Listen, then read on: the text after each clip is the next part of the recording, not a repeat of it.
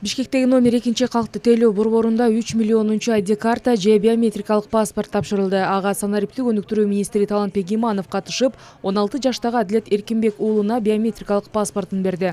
Бул кыргызстандыктын биринчи паспорту. Башка документтен тышкары министр ага юбилейлик ID картанын ээси экендигин тастыктаган сертификат жана белектерди берди. Биометрикалык паспорт Кыргызстанда 2017 жылдын 1 майынан тарта киргизилген. Бүгүнкү күндө 3 миллион ID карта берилди. Анын жарым миллиондон ашыгын кыргызстандыктар саамалык башталган биринчи жылы акысыз алышкан. Первичное получение паспорта.